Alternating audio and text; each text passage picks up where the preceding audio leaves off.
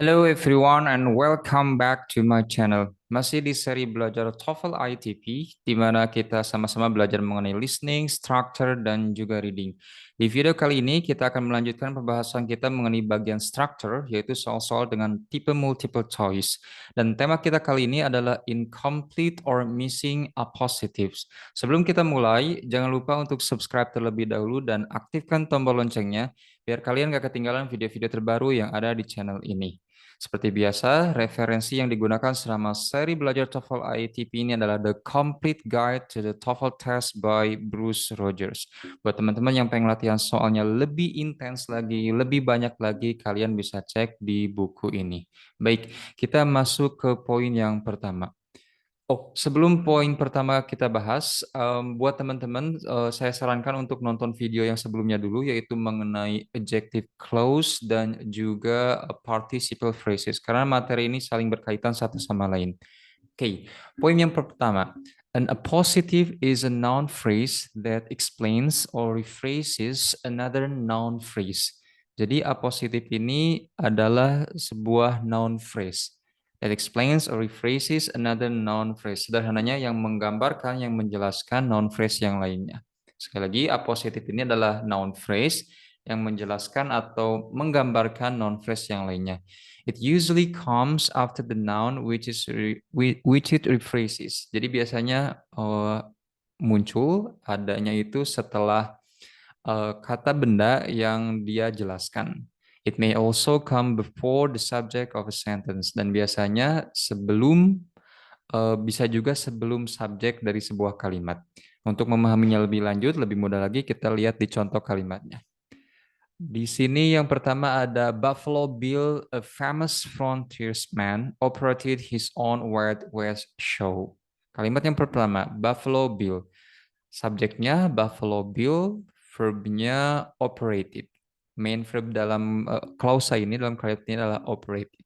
Nah, kalau misalkan, taruhlah misalkan saya tutup bagian ininya.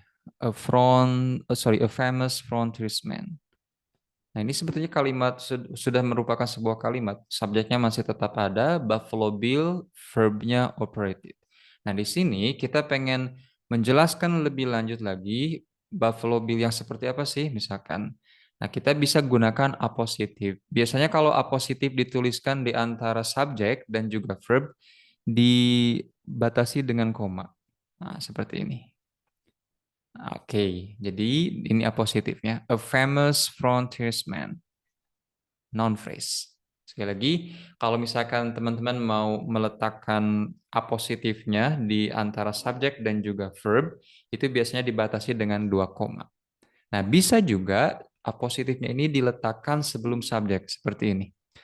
A famous frontiersman.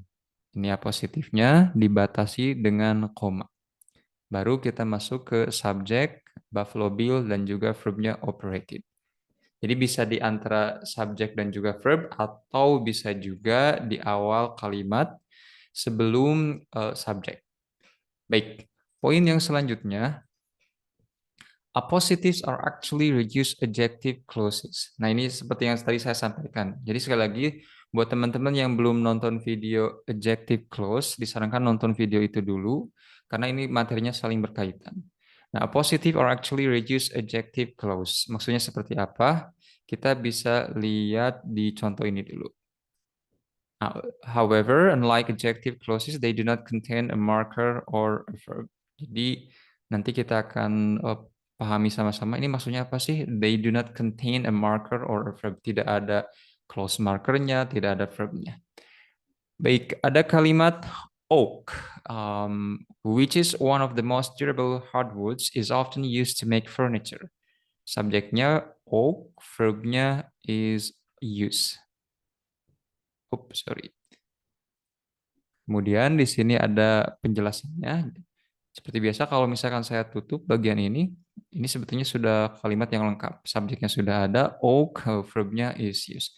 Nah, kenapa kita tambahkan additional information di antara 2 koma ini? Kita pengen menjelaskan lebih lanjut mengenai oak yang seperti apa sih misalkan. Nah, di sini ada which is one of the most durable hardwoods. Bisa menggunakan relative clause atau adjective clause. Karena di sini oak ini benda, jadi kita gunakan which. Which is. Yang namanya relative clause pasti ada verb-nya. Di sini yang jadi verb-nya is. Tapi sekali lagi, di kalimat ini yang jadi main verb yang jadi main verb kalimatnya adalah is use. Di sini cuma tambahan informasi saja. Sederhananya seperti itu. Nah, kita juga bisa gunakan apositif, yaitu cukup dengan menghilangkan pertama adjective clause markernya. Yang digunakan di sini adalah which. Kita hilangkan, kemudian kita hilangkan juga verbnya. Jadi ini salah ketik sepertinya. Harusnya the bukan be, sorry. One of the. Harusnya. Oke, one of the. Oke. Oak, one of the most durable hardwoods. Nah, jadi kita ambil noun phrase-nya. Ini maknanya sama aja, beda style aja. Nah, di sini harus hati-hati itu. Kalau misalkan nanti di pilihannya ada taruhlah which one, misalkan which one of the most durable hardwoods, bla bla bla. Oke. Nah, yang namanya relative clause dia harus ada kata kerjanya. Di sini which one ini nggak boleh karena harus ada is-nya. Nah, kalau yang apositif juga sama, karena dia itu noun phrase, hati-hati, bukan clause, tidak boleh ada verb-nya. Di pilihan kadang misalkan yang jadi jebakannya itu seperti ini, is one of the, misalkan, the most, dan seterusnya. Nah, yang biasanya jadi distractor, satu, kalau di pilihannya ada relative clause, dan teman-teman tidak melihat verb, ini pasti keliru. Kalau misalkan menggunakan apositif dan ternyata ada verb di sini is misalkan, ini juga keliru. Jadi sekali lagi kalau yang relative clause itu ada clause markernya seperti which, that, who dan seterusnya. Kalau yang apositif dia noun phrase tidak boleh ada subjek ataupun verb. Baik. Itu jadi sekali lagi apositif dia bisa menggantikan adjective clause, dihilangkan clause markernya dan juga verbnya. Kalau untuk maknanya tetap sama. Nah, poin yang selanjutnya, appositives are usually separated from the rest of the sentence by commas, but some short appositives, usually names, are not. Di awal-awal sudah disampaikan biasanya dibatasi dengan koma. Nah, tapi ada juga beberapa apositif yang pendek, biasanya ini kaitannya dengan nama, dia tidak dibatasi dengan koma. Contoh, economist Paul Samuelson won a Nobel Prize in 1970. Nah, di sini ada nama Paul Samuelson dan tidak ada koma di sini. Ini boleh. Jadi biasanya kalau apositif itu yang tanpa disertakan koma, biasanya untuk nama. Bisa seperti itu. Baik. Itu untuk apositif. Kita lihat contoh soalnya. Oke, the nomor satu, contoh soal yang pertama. The national road blank of the first highways in North America connected to East Coast to the Ohio Valley.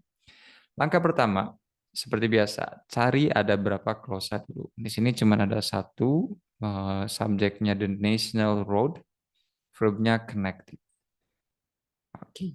Nah, kalau misalkan caranya seperti ini, kalau teman-teman lihat ada dua koma, nah seperti ini, kemungkinan di antara dua koma ini kalau nggak relative close itu apositif. Jadi bisa relative close, bisa juga apositif. Oke.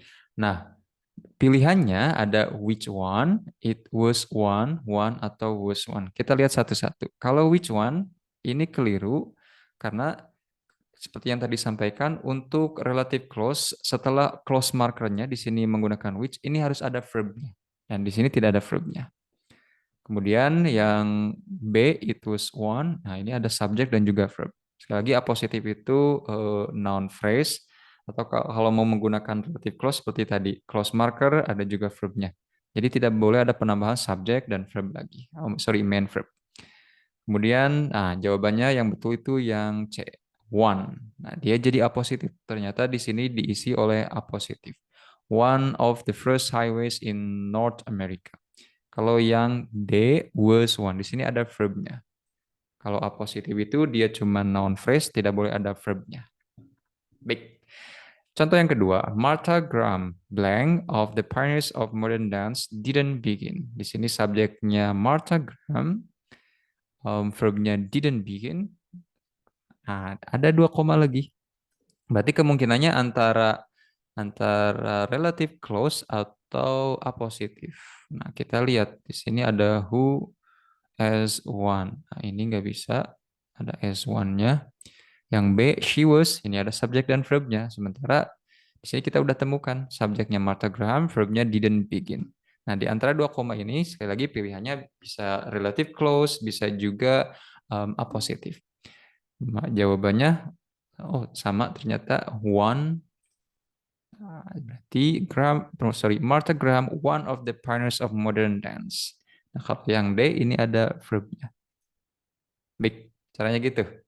Kalau di antara 2 koma, kalau pilihannya relatif close, cari yang ada close markernya, bisa which, bisa that, bisa who, tapi tetap harus ada verb yang mengikuti. Tapi kalau di antara 2 koma itu apositif, dia harus dalam bentuk noun phrase, tidak boleh ada verbnya. Oke, kita lihat latihan soalnya. Seperti biasa ada 6 soal, teman-teman bisa post terlebih dahulu.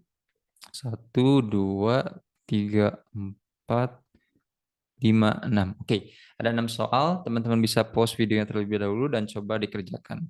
Kalau udah dapat jawabannya, silakan ditulis di kolom komentar. Nanti kita bisa discuss bareng-bareng.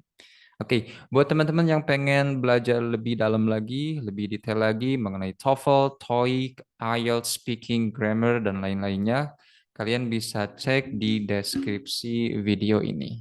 Thank you very much. Have a good day. Tetap semangat dan bye-bye.